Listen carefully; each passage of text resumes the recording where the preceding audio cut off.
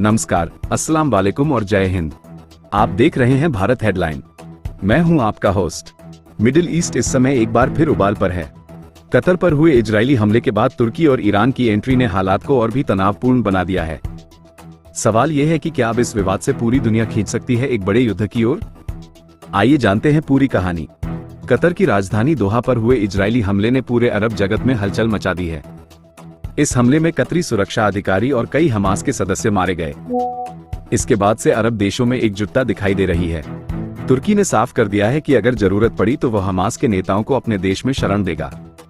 यह कोई नया रुख नहीं है, क्योंकि तुर्की लंबे समय से हमास के नेताओं को पनाह देता रहा है। राष्ट्रपति रजब तैयब एर्दोगान खुद हमास और फिलिस्तीन के बड़े समर्थक माने जाते हैं।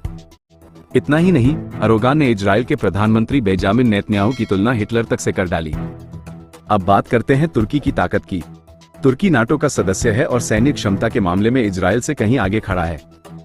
तुर्की की सेना की तादाद 35.5 लाख से ज्यादा है, जबकि इजराइल के पास महज 17 लाख सैनिक हैं। तुर्की का डिफेंस बजट $40 बिलियन तक पहुंच चुका है। वहीं एयरफोर्स और नेवी में भी तुर्की के पास संख्यात्मक बढ़त है। इसके अलावा तुर्की खुद एडवांस हथियारों का बड़ा उत्पादक है, जिससे उसकी सैनिक क्षमता और मजबूत होती है। यही वजह है कि अगर इजराइल सीधे तुर्की से भिड़ता है तो हालात खतरनाक हो सकते हैं। दूसरी तरफ ईरान ने भी कतर के समर्थन में खुलकर कदम बढ़ा दिया है। ईरानी नेताओं ने दोहा से अमेरिकी सेना को हटाने और अपनी हाइपरसोनिक मिसाइलें तैनात करने की मांग की है।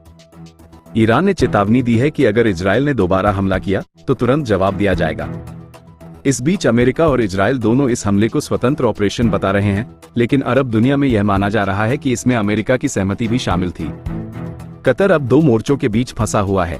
एक तरफ अमेरिका, जिसके अल उद एयरबेस पर उसकी सबसे बड़ी सैन्य मौजूदगी है, और दूसरी तरफ ईरान और फिलिस्तीनी संगठन जो खुलकर उसका साथ दे रहे हैं। कतर के प्रधानमंत्री शेख मोहम्मद अल थानी ने अंतर्राष्ट्रीय समुदाय से अपील की है कि इजराइल की बर्बरता पर अब चुप्पी तोड़ी जाए। यानी साफ है, कतर पर इजरायली हमला सिर्फ एक सैन्य कार्रवाई नहीं, बल्कि पूरे अरब जगत को एकजुट करने वाला ट्रिगर बन चुका है। इसने तुर्की, ईरान और कई अन्य देशों को सीधा मैदान में उतार दिया है। सवाल यह है कि क्या अब यह विवाद सिर्फ कतर और इजराइल तक सीमित रहेगा या फिर मिडिल ईस्ट को किसी बड़े युद्ध की ओर धकेल देगा? तो ये थी आज की बड़ी कहानी भारत हेडलाइन पर।